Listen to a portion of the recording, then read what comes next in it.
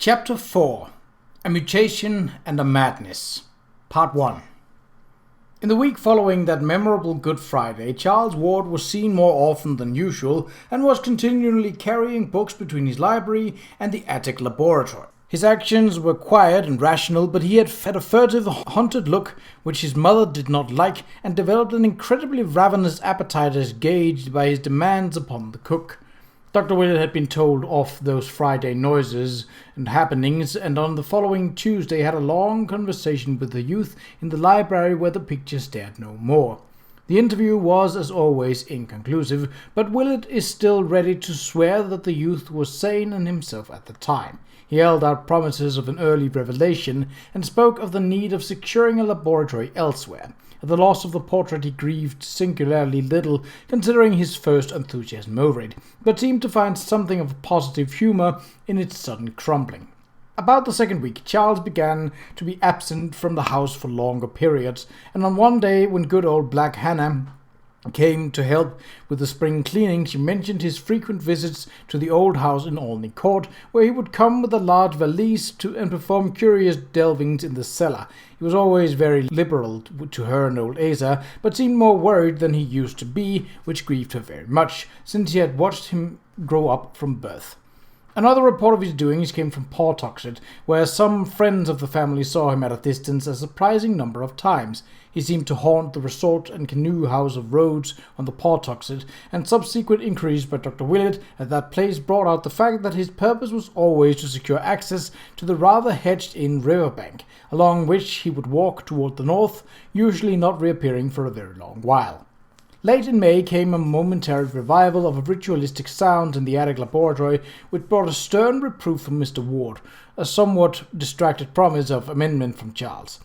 It occurred one morning and seemed to form a resumption of the imaginary conversation noted on that turbulent Good Friday. The youth was arguing or remonstrating hotly with himself, for there suddenly burst forth a perfectly distinguishable series of clashing shouts in differentiated tones like alternate demands and denials, which caused Mrs. Ward to run upstairs and listen at the door.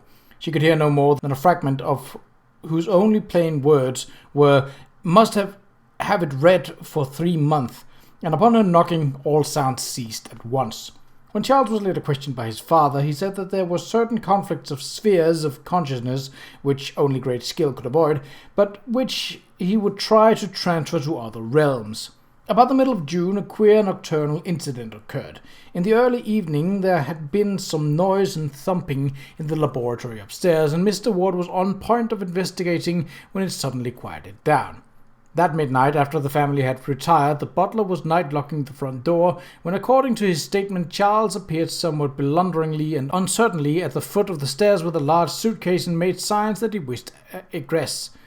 The youth spoke no word, but the worthy Yorkshireman caught one sight of his fevered eyes and trembled so causelessly. He opened the door and young Ward went out, but in the morning he presented his resignation to Mrs. Ward. There was, he said, something unholy in the glance that Charles had fixed on him. It was in no way for a young gentleman to look at an honest person, and he could not possibly stay another night. Mrs. Ward allowed the man to depart, but she did not value his statement highly. To fancy Charles in a savage state that night was quite ridiculous, for as long as she had remained awake, she had heard faint sounds from the laboratory above, sounds as if of sobbing and pacing, and of a sighing which told only of despair's profoundest depth. Mrs. Ward had grown used to listening for sounds in the night, for the mystery of her son was fast driving all else from her mind. The next morning, much as on another evening, nearly 3 months before, Charles Ward seized the newspaper very early and accidentally lost the main section. This matter was not recalled till later, when Dr. Willett began checking up on loose ends and searching out missing links here and there. In the journal office he found the section which Charles had lost, and marked 2 items as of possible significance. They were as follows. More cemetery delving. It was this morning discovered by Robert Hart, a night watchman at the North Burial Ground, that ghouls were again at work in the ancient portion of the cemetery. The grave of Ezra Whedon, who was born in 1740 and died in 1824, according to his uprooted and savagely splintered slate headstone, was found excavated and rifled, the work being evidently done with a spade stolen from an adjacent tool shed. Whatever the contents may have been, after more than a century of burial, all was gone except a few slivers of decayed wood. There was no wheel tracks, but the police have measured a single set of footprints which they found in the vicinity, and which indicate the boots of a man of refinement. Hart is inclined to link the incident with the digging discovered last March, when a party in a motor truck were frightened away after making a deep excavation, but Sergeant Riley of the 2nd Station discounts this theory and points to vital differences in the two cases. In March, the digging had been in a spot where no grave was known, but this time a well-marked and cared-for grave had been rifled with every evidence of deliberate purpose and with a conscious malignity expressed in the splintering of the slab, which had been intact up to the day before. Members of the Whedon family, notified of the happening, expressed their astonishment and regret, and were wholly unable to think of any enemy who would care to violate the grave of their ancestor. Hazard Whedon of 598 Angel Street recalls a family legend according to which Ezra Whedon was involved in some very peculiar circumstances not dishonorable to himself. Shortly before the Revolution, but of any modern feudal mystery he is frankly ignorant. Inspector Cunningham has been assigned to the case and hopes to uncover some valuable clues in the near future. Dogs noisy in Pawtuxet. Residents of Pawtuxet were aroused at about 3 a.m. today by a phenomenal baying of dogs which seemed to center near the river just north of Rhodes on the Pawtuxet. The volume and quality of the howling were unusually odd, according to most who heard it, and Fred Lemden, night watchman at Rhodes, declared it was mixed with something very like the shrieks of a man in mortal terror and agony. A sharp and brief thunderstorm, which seemed to strike somewhere near the bank of the river, put an end to the disturbance. Strange and unpleasant odors, probably from the oil tanks along the bay, are probably linked with this incident and may have had their share of exciting the dogs. The aspect of Charles now became very haggard and haunted, and all agreed in retrospect that he may have wished at this period to make some statement or confession from which sheer terror absolutely withheld him.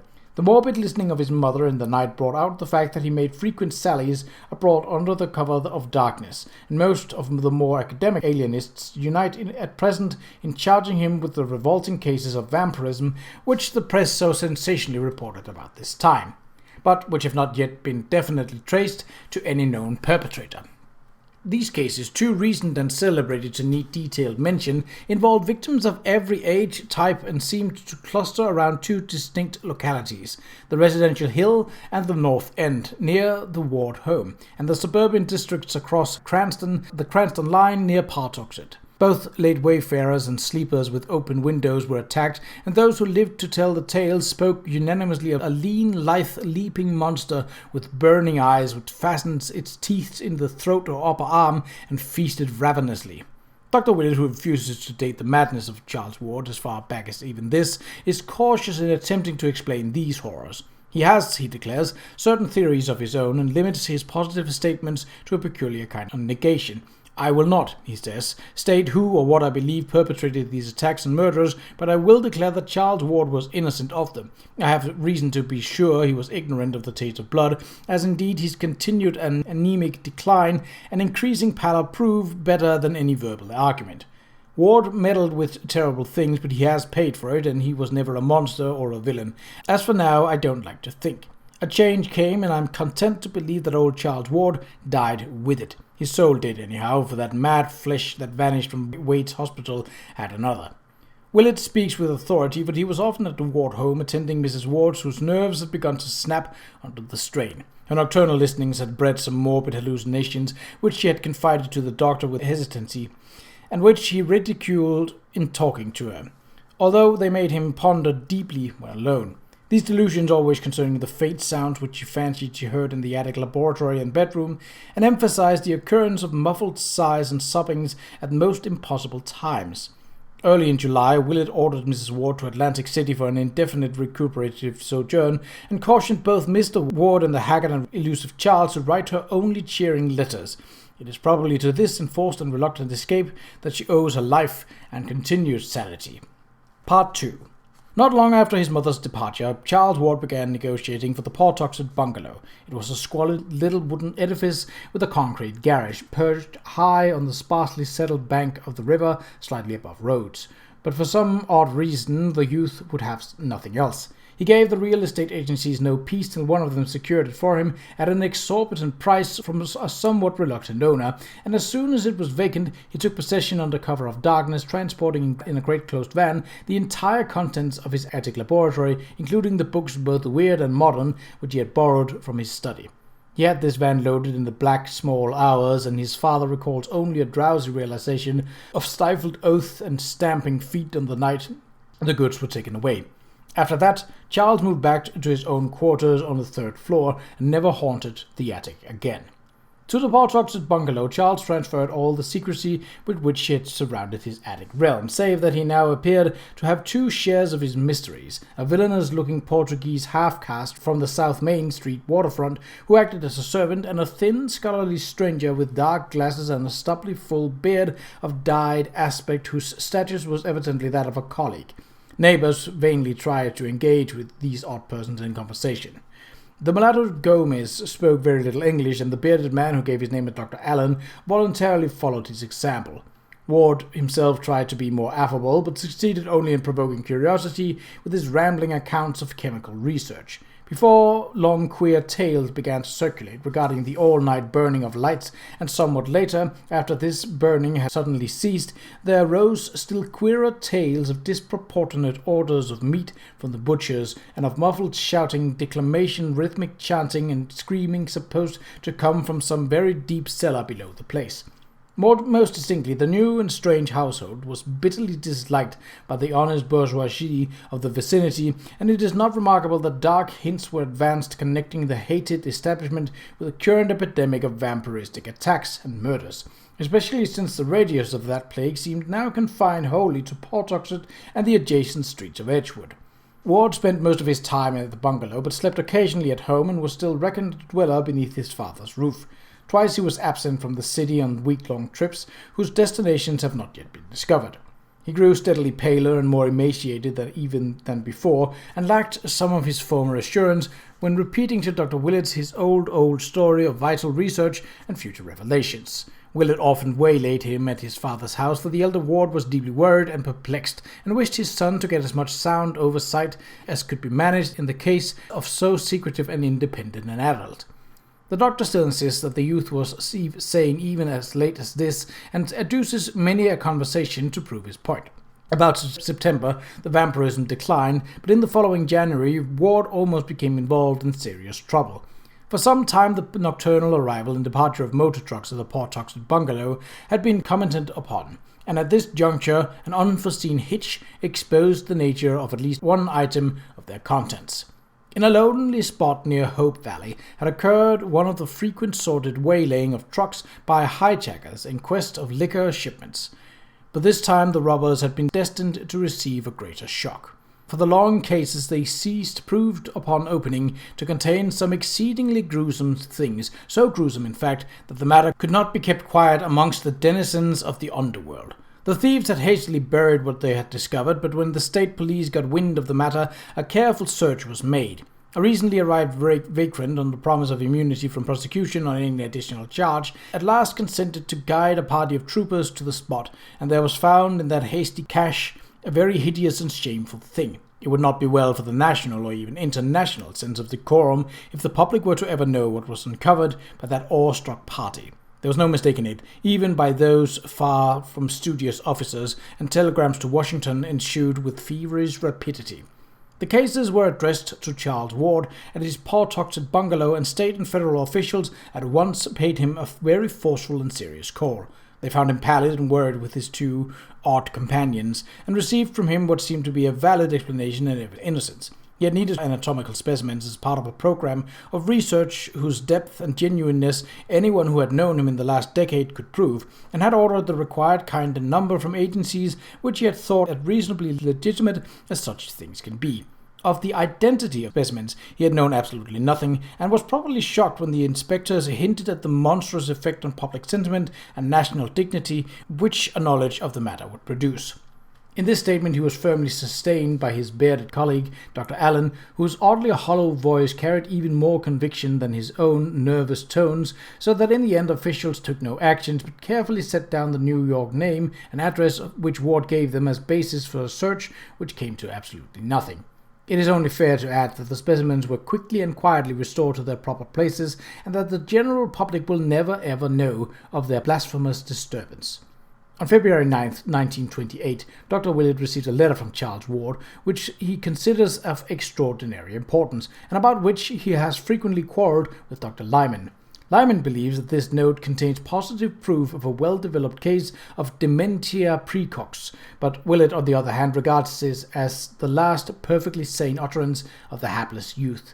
He recalls a special attention to the normal character of the penmanship, which, though shewing traces of shattered nerves, is nevertheless distinctly Ward's own. The text in full is as follows.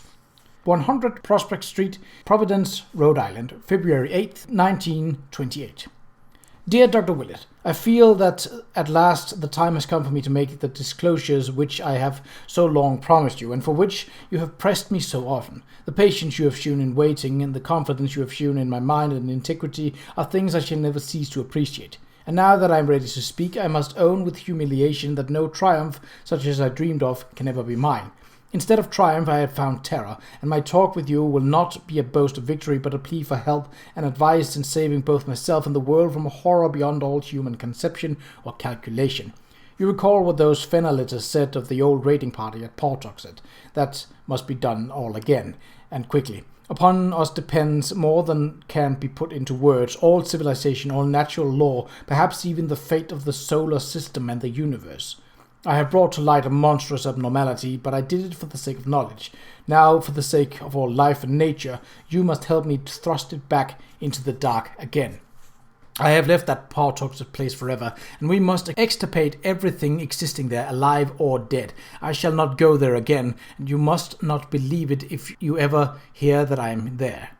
I will tell you why I say this when I see you. I have come home for good, and wish you would call on me at the very first moment that you can spare 5 or 6 hours continuously, so to hear what I have to say. It will take that long, and believe me when I tell you that you never had a more genuine professional duty than this. My life and reason are the very least things which hangs in the balance. I dare not tell my father, for he could not grasp the whole thing, but I have told him of my danger, and he has 4 men from a detective agency watching the house. I don't know how much the good they can do, for they have against them forces which even you could scarcely envisage or even acknowledge. So come quickly if you wish to see me alive and hear how you may help save the cosmos from a stark hell. Any time will do. I shall not be out of the house. Don't telephone ahead, for there is no telling who or what may try to intercept you. And let us pray to whatever gods there be that nothing may prevent this meeting. In utmost gravity and desperation, Charles Dexter Ward. P.S. Shoot Dr. Allen on sight and dissolve his body in acid. Don't burn it. Dr. Willett received this note at about 10:30 a.m. and immediately arranged to spare the whole late afternoon and evening for the momentous talk, letting it extend on into the night as long as might be necessary. He planned to arrive about 4 o'clock, and through all the intervening hours was so engulfed in every sort of wild speculation that most of his tasks were very mechanically performed. Maniacal as the letter would have sounded to a stranger, Willett had seen too much of Charles Ward's oddities to dismiss it as sheer raving. That something very subtle, ancient, and horrible was hovering about, he felt quite sure, and the reference to Dr. Allen could almost be comprehended in view of what Pawtuxet gossip said of Ward's enigmatical colleague. Willett had never seen the man, but had heard much of his aspect and bearing, and could not but wonder what sort of eyes those much-discussed dark glasses might conceal.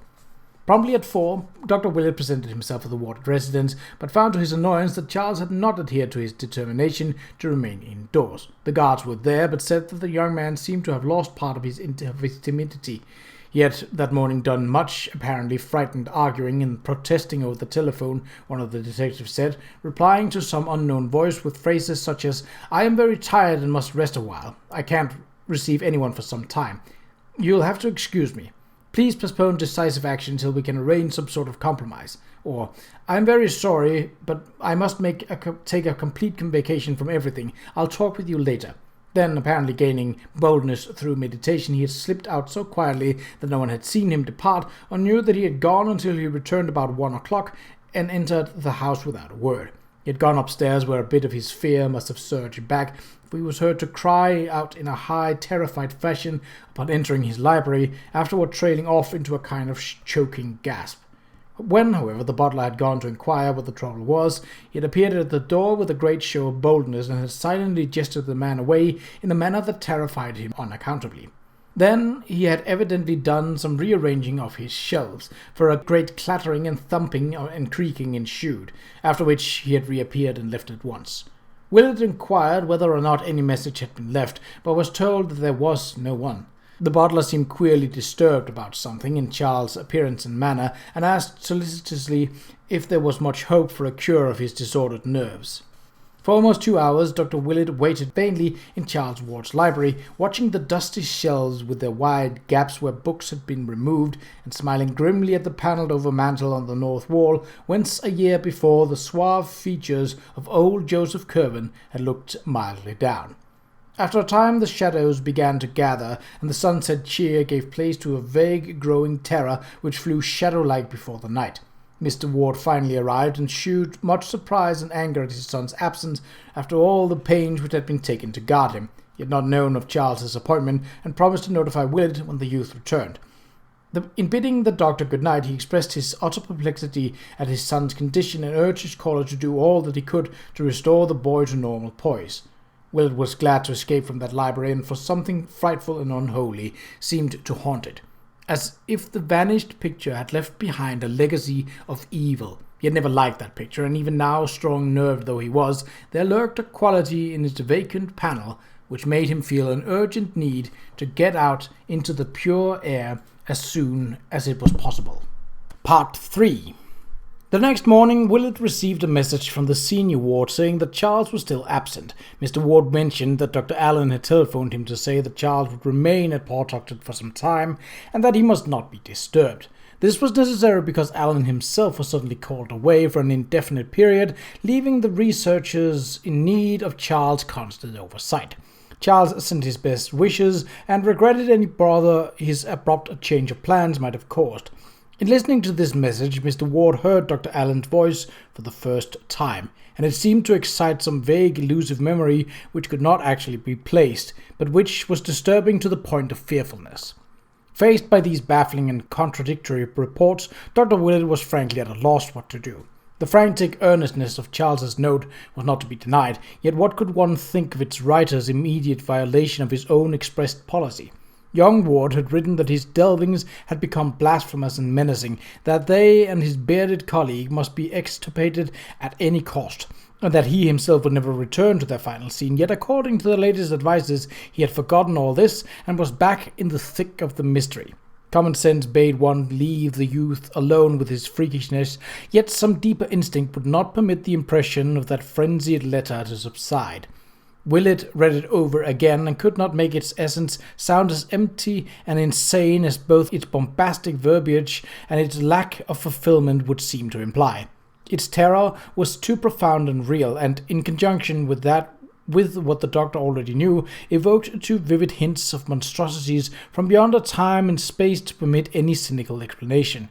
There were nameless horrors abroad, and no matter how little one might be able to get at them, one ought to stand prepared for any sort of action at any time. For over a week, Dr. Willett pondered on the dilemma which seemed to be thrust upon him, and became more and more inclined to pay Charles a call at the Pawtucket bungalow.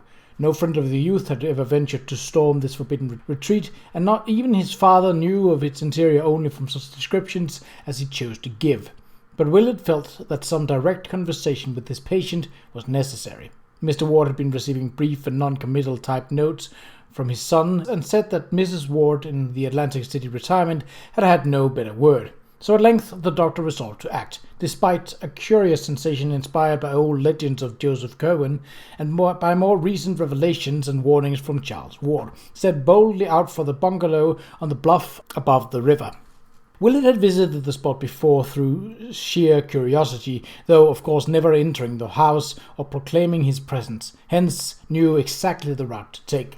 Driving out of Broad Street one early afternoon toward the end of February in his small motor, he thought oddly of the grim party which had taken that self-same road 157 years before, and on a terrible errand which none might ever comprehend. The ride through the city's decaying fringe was short, and trim Edgewood and sleepy Pawtuxet presently spread out ahead. Willett turned to the right down Lockwood Street and drove his car as far along that rural road as he could, then alighted and walked north to where the bluff towered above the lonely bends of the river and the sweep of the misty downlands beyond. Houses were still few here, and there was no mistaking the isolated bungalow with its concrete garage on a high point of land at his left. Stepping briskly up the neglected gravel walk, he rapped at the door with a firm hand and spoke without tremor to the evil Portuguese mulatto, who opened it to the width of a crack. He must, he said, see Charles Ward at once on a vitally important business. No excuse would be accepted, and a repulse would mean only a full report of the matter to the elder Ward. The mulatto still hesitated and pushed against the door when Willett attempted to open it, but the doctor merely raised his voice and renewed his demands. Then there came from the dark interior a husky whisper, which somehow chilled the hearer through and through, though he did not know why he feared it. "Let him in, Tony," it said.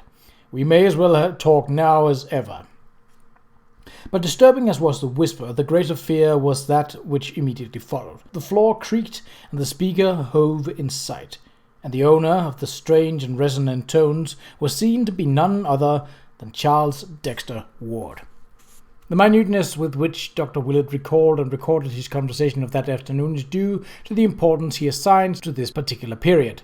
For at last he concedes a vital change in Charles Dexter Ward's mentality, and believes that the youth now spoke from a brain hopelessly alien to the brain whose growth he had watched for 26 years. Controversy with Dr. Lyman has compelled him to be very specific, and he definitely dates the madness of Charles Ward from the time the typewritten notes began to reach his parents. Those notes are not in Ward's normal style, not even in the style of that last frantic letter to Willett. Instead, they are strange and archaic, as if the snapping of the writer's mind had released a flood of tendencies and impressions picked up unconsciously through boyhood antiquarianism. There is an obvious effort to be modern, but the spirit and occasionally the language are those of the past. The past, too, was evident in Charles Ward's every tone and gesture as he received the doctor in that shadowy bungalow. He bowed, motioned Willett to seat, and began to speak abruptly in that strange whisper which he sought to explain at the very outset. "I am grown physical," he began, "from this cursed river air. You must excuse my speech. I suppose you are come from my father to see what ails me. I hope that you will say nothing to alarm him." Willett was studying these scraping tones with extreme care, but studying even more closely the face of the speaker. Something he felt was wrong, and he thought of what the family had told him about the fright of that Yorkshire butler one night. He wished it were not so dark, but did not request that the blind be opened. Instead, he merely asked Ward why he had so belied the frantic note of little more than a week before. "I was coming to that," the host replied. "You must know I am in a very bad state of nerves, and do and say queer things I cannot account for. As I have told you often, I am on the edge of great matters, and the bigness of them has a way of making me light-headed. Any man might well be frightened of what I have found, but I am not to be put off for long. I was a dunce to have that garden stick at home, for having gone this far, my place is here.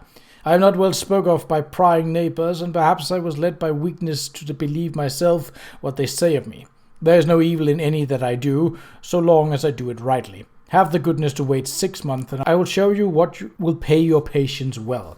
You may as well know I have a way of learning old matters from things surer than books, and I will leave you to judge the importance of what I can give to history, philosophy, and the arts by reason of the doors that I have access to. My ancestor had all this when those witless peeping toms came and murdered him.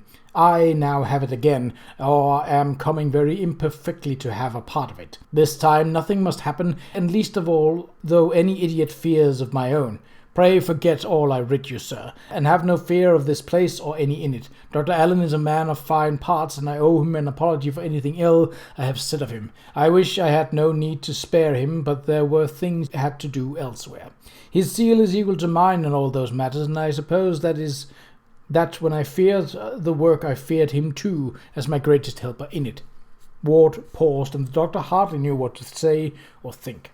He felt almost foolish in the face of this calm repudiation of the letter, and yet there clung to him the fact that while the present discourse was strange and alien and indubitably mad, the note itself had been tragic in its naturalness and likeness to Charles Ward that he knew. Willett now tried to turn the talk on early matters and recall to the youth some past event which would restore a familiar mood, but in the process he obtained only the most grotesque results.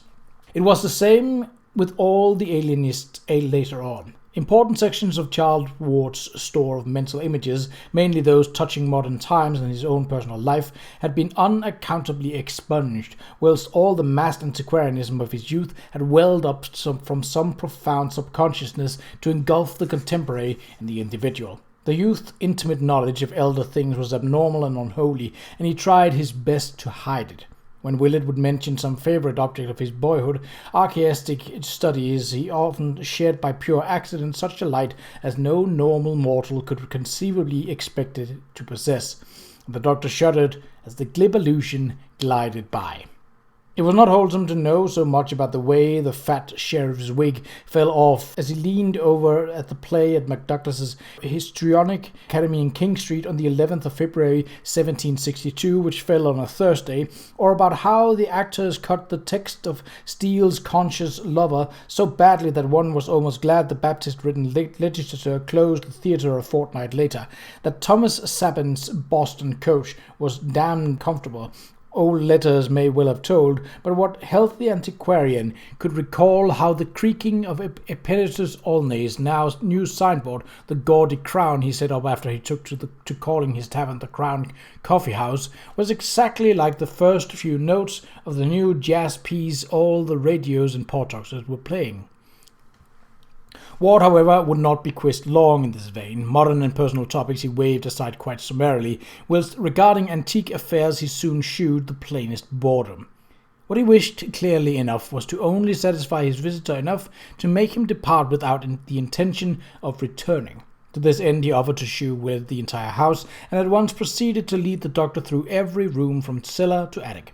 Willett looked sharply, but noted that the visible books were far too few and trivial to have ever filled the wide gaps on Ward's shelves at home, and that the meagre so-called laboratory was the flimsiest sort of blind.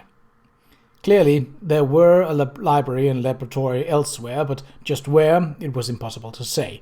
Essentially defeated in his quest for something he could not name, Willett returned to town before evening and told the senior ward everything which had occurred. They agreed that the youth must definitely be out of his mind, but decided that nothing drastic needed to be done just then.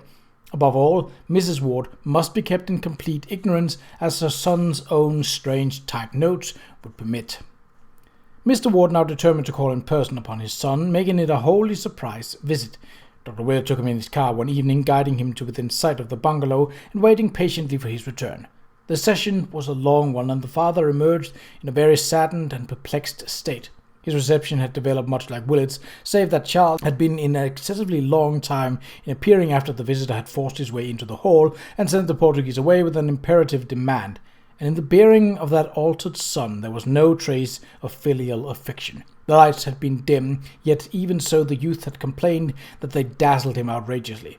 He had not spoken out loud at all, averring that his throat was in a very poor condition, but in his hoarse whisper there was a quality so vaguely disturbing that Mr. Ward could not banish it from his mind. Now definitely leagued together to do all they could toward the youth's mental salvation, Mr. Ward and Dr. Willett set about collecting every scrap of data which the case might afford. Portoxet gossip was the first item they studied, and this was relatively easy to glean since both had friends in the region. Dr. Willett obtained the most rumors because people talked more frankly to him than a parent of the central figure, and from all he heard he could tell that the young Ward's life had become indeed a strange one. Common tongues would not dissociate his household from the vampirism of the previous summer, while the nocturnal comings and goings of the motor trucks provided their share of dark speculations. Local tradesmen spoke of the queerness of the orders brought to them by the evil-looking mulatto, and in particular of the inordinate amounts of meat and fresh blood secured from the 2 butcher shops in the immediate neighborhood. For a household of only 3, these quantities were quite absurd. Then there was the matter of the sounds beneath the earth. Reports of these things were harder to point down, but all the vague hints tallied in certain basic essentials. Noises of a ritual nature positively existed, and at times when the bungalow was dark, they might, of course, have come from the known cellar, but the rumor insisted that there were deeper and more spreading crypts. Recalling the ancient tale of Joseph Curwen's catacombs, and assuming for granted that the present bungalow had been selected because of its situation on the old Curwen site, as revealed in one or another of the documents found behind the picture, Willett and Mr. Ward gave this phase of the gossip much attention, and searched many times without success for the door in the riverbank which old manuscripts mentioned. As to popular opinions of the bungalow's various inhabitants, it was soon plain that the bravo Portuguese was loathed, and the bearded spectacled Dr. Allen feared, and the pallid young scholar disliked to a profound degree. During the last week or 2, Ward had obviously changed much, abandoning his attempts at affability and speaking only in hoarse but oddly repellent whispers on the few occasions that he ventured forth. Such were the shreds and fragments gathered here and there, and over these Mr. Ward and Dr. Willett held many long and serious conferences. They strove to exercise induction and constructive imagination to their utmost extent, and to correlate every known fact of Charles's later life, including the frantic letter which the doctor now showed the father, with the meagre documentary evidence available concerning old Joseph Curwen. They would have given much for a glimpse of the papers Charles had found, for very clearly the key to the youth's madness lay in what he had learned of the ancient wizard and his doings. Part 4. And yet, after all, it was from no step of Mr. Ward or Dr. Willett's that the next move in this singular case proceeded. The father and the physician, rebuffed and confused by a shadow too shapeless and intangible to combat, had rested uneasily on their oars, while the typed notes of young Ward to his parent grew fewer and fewer. Then came the first of the month with its customary financial adjustments, and the clerks at certain banks began a peculiar shaking of heads and telephoning from one another. Officials who knew Charles Ward by sight went down to the bungalow to ask why every check of his appearing at this juncture was a clumsy forgery, were reassured less than they ought to have been when the youth hoarsely explained that his hand had lately been so much affected by nervous shock as to make normal writing impossible. He could, he said, form no written characters at all except with great difficulty, and could prove it by the fact that he had been forced to type all his recent letters, even those to his father and mother, who could bear out the assertion. What made the investigators pause in confusion was not this circumstance alone, for that was nothing unprecedented or fundamentally suspicious, nor even the poor-toxic gossip of which one or two of them had caught echoes. It was the muddled discourse of the young man nonplussed them, implying as it did a virtually total loss of memory concerning important monetary matters which he had had at his fingertips only a month or 2 before. Something was wrong, for despite the apparent coherence and rationality of his speech, there could be no normal reason for this ill-concealed blankness on such vital points. Moreover, although none of these men knew Ward well, they could not help observing the change in his language and in his manner. They had heard he was an antiquarian, but even the most hopeless antiquarians do not make daily use of obsolete phraseology and gestures. Altogether, this combination of hoarseness, palsied hands, bad memory, altered speech and bearing must represent some disturbance of malady of genuine gravity, which no doubt formed the basis of prevailing odd rumors, and after the departure of the party of officials decided that a talk with the senior Ward was imperative. So on the 6th of March 1928, there was a long and serious conference in Mr. Ward's office, after which the utterly bewildered father summoned Dr. Willett in a kind of helpless resignation. Willett looked over the strained and awkward signatures of the checks and compared them in his mind with the penmanship of that last frantic note. Certainly the change was radical and profound, and yet there was something damnably familiar about the new writing. It had crabbed, archaic tendencies of a very curious sort, and seemed to result from a type of stroke utterly different from that which the youth had always used. It was strange, but where had he seen it before? On the whole, it was obvious that Charles was insane. Of that there could no longer be any doubt. And since it appeared unlikely that he could handle his property and continue to deal with the outside world much longer, something must quickly be done towards his oversight and possible cure. It was then the alienists were called in. Doctors Peck and Waite of Providence and Dr. Lyman of Boston, to whom Mr. Ward and Dr. Willett gave the most exhaustive possible history of the case, and who conferred at length in the now unused library of their young patient, examining books and papers of his were left in order to gain some further notion of his habitual mental cast. After scanning this material and examining the ominous note to Willett, they all agreed that Charles Ward's studies had been enough to unseat or at least to wrap any ordinary intellect, and wished most heartily that they could see his more intimate volumes and documents. But this latter they knew they could do, if at all, only after a scene at the bungalow itself. Willett now revived the whole case with febrile energy, it being at this time that he obtained the statements of the work who had seen Charles find the Kirwan document, and that he collated the incidents of the destroyed newspaper items, looking up the latter at the Journal office.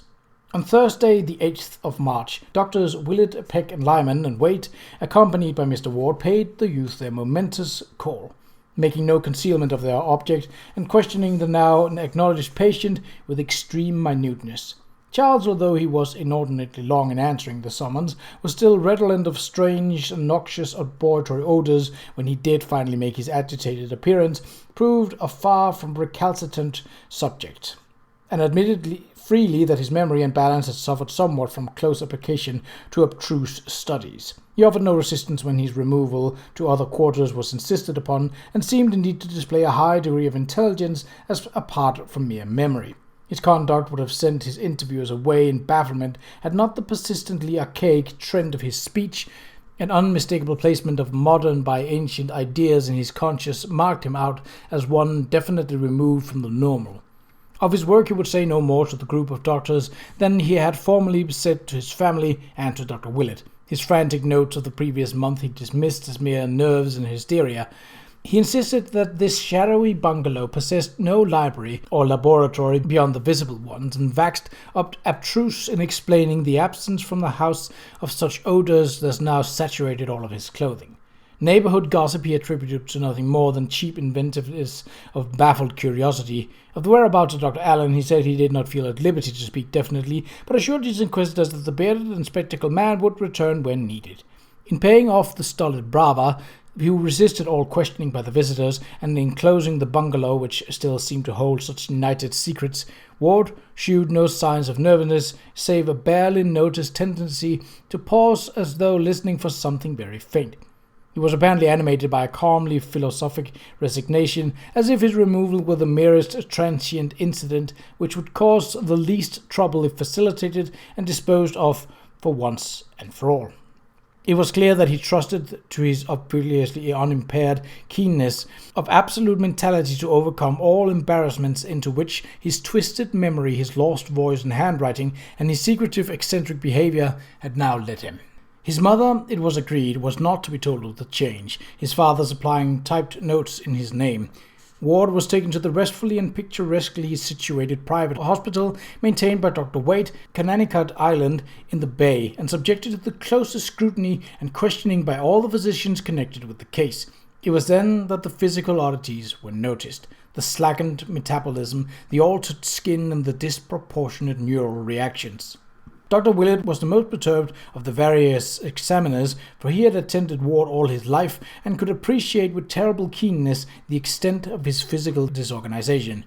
Even the familiar olive mark on his hip was gone, while on his chest was a great black mole or cicatrice which had never been there before, and which made Willett wonder whether the youth had ever submitted to any of the witch markings reputed to be inflicted at certain unwholesome nocturnal meetings in wild and lonesome places.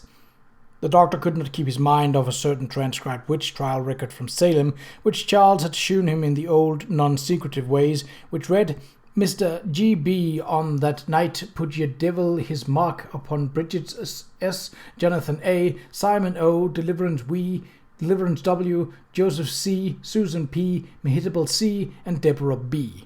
Ward's face, too, troubled him horribly, till at length he suddenly discovered why he was horrified. For above the young man's right eye was something which he had never previously noticed, a small scar or pit precisely like that in the crumbled painting of old Joseph Kirwan. and perhaps attesting some hideous ritualistic inoculation to which both had submitted at a certain stage of their occult careers. While Ward himself was puzzling all the doctors at the hospital, a very strict watch was kept on all the mails addressed either to him or to Dr. Allen, which Mr. Ward had ordered delivered at the family home. Willett had predicted that very little would be found, since any communications of a vital nature would probably have been exchanged by messenger, but in the latter part of March there did come a letter from Prague for Dr. Allen, which gave both the doctor and father deep thought. It was in the very crabbed, archaic hand, and though clearly not the effort of a foreigner, shewed almost as singular a departure from modern English as the speech of young Ward himself. It read, Kleinstrasse 11, Altstadt, Prague, 11th of February, 1928. Brother in Almusin Metroton, I this day received your mention of what came up from the salts I sent you. It was wrong, and means clearly that your headstones had been changed when Barnabas got me the specimen. It is often so that you must be sensible of from the thing you got from ye King's Chapel ground in 1769, and what H. got from Old Burying Point in 1690. That was like to end him. I got such a thing in Egypt 75 years gone, from which came that scar ye boys saw on me here in 1924. As I told you long ago, do not call up that which you cannot put down, either from dead salts or out of your spheres beyond. Have your words for laying at all times ready, and stop not to be sure when there is any doubt of whom you have. Stones are all changed now in 9 grounds out of 10. You are never sure till you question. I this heard from H., who has had troubles with the soldiers. He is like to be sorry Transylvania is passed from Hungary to Romania, and would change his seat if the castle weren't so full of what we know. But of this he hath doubtless writ you. In my next sending there will be somewhat from a hill tomb from ye east, that will delight you greatly. Meanwhile, forget not I am desirous of B.F., if you can possibly get him for me. You know G. in Philadelphia better than I. Have him up first, if you will, but do not use him so hard he will be difficult, for I must speak to him in ye end. York Sothothos Neblot Sin Simon O. To Mr. J.C. in Providence. Mr. Ward and Dr. Willett paused in utter chaos before this apparent bit of unrelieved insanity. Only by degrees did they absorb what it seemed to imply. So the absent Dr. Allen, and not Charles Ward, had come to be the leading spirit of Pawtuxet. That must explain the wild reference and the denunciation in the youth's last frantic letter. And what of this addressing of the bearded, spectacled stranger as Mr. J.C.? There was no escaping the inference, but there are limits to possible monstrosity. Who was Simon O.? The old man Ward had visited in Prague 4 years previously, but in the centuries behind there had been another Simon O., Simon Orne, alias Jedediah of Salem, who vanished in 1771, and from whose peculiar handwriting Dr. Willett now unmistakably recognized from the photostatic copies of the Orne formulae which Charles had once shown him. What horrors and mysteries, what contradictions and contraventions of nature had come back after a century and a half to harass old Providence with her clustered spires and domes. The father and the old physician, virtually at a loss what to do or what to think, went to see Charles at the hospital and questioned him as delicately as they could about Dr. Allen, about the Prague visit, about what he had learned of Simon or Jedediah Orne of Salem. To all these inquiries the youth was politely non-committal, merely barking in his hoarse whisper that he had found Dr. Allen to have a remarkable spiritual rapport with certain souls from the past, and that any correspondent the bearded man might have in Prague would probably be similarly gifted. When they left, Mr. Ward and Dr. Willett realized to their chagrin that they had really been the ones under catechism, and that, without imparting anything vital himself, the confined youth had adroitly pumped them of everything the Prague letter had contained. Doctors Peck, White, and Lyman were not inclined to attach much importance to the strange correspondence of young Ward's companion, for they knew the tendency of kindred eccentrics and monomaniacs to band together, and believed that Charles or Allen had merely unearthed an expatriated counterpart, perhaps one who had seen Orne's handwriting and copied it in an attempt to pose as the bygone character's reincarnation. Allen himself was perhaps a similar case, and may have persuaded the youth into accepting him as an avatar of the long-dead Qa'Rajh. Such things had been known before, and on the same basis the hard-headed doctors disposed of Willard's growing disquiet about Charles Ward's present handwriting, as studied from unpremeditated specimens obtained by various ruses. Willard thought he had placed its odd familiarity at last, and that what it vaguely resembled was the bygone penmanship of old Joseph Qa'Rajh himself. But this the other physicians regarded as a phase of imitativeness only to be expected in the mania of this sort, and refused to grant it any importance, or either favourable or unfavourable. Recognizing this prosaic attitude in his colleagues, Willard advised Mr. Ward to keep to himself the letter which arrived for Dr. Allen on the 2nd of April from Rakos, Transylvania, in a handwriting so intensely and fundamentally like that of the Hutchinson cipher that both father and physician paused in awe before breaking the seal. This read as follows: Castle Ferenczi, 7th of March, 1928. Dear C, had a squad of 20 militia up to talk about what the country folk say, must dig deeper and have less heard. These Romanians plague one damnably, being officious and particular where you could buy a Magyar off with a drink and food. Last month M. got ye sarcophagus of your 5 sphinxes from your Acropolis, where he come I call up say it would be, and I had 3 talks with what was therein emboomed. It will go to S.O. in Prague directly, and thence to you. It is stubborn, but you know your way with such. You shew wisdom in having less about than before, for there was no need to keep the guards in shape and eating off their heads, and it made much to be found in case of trouble, as you too well know. You can now move and work elsewhere with no killing trouble if needful, though I hope no thing will soon force you to so bothersome a course.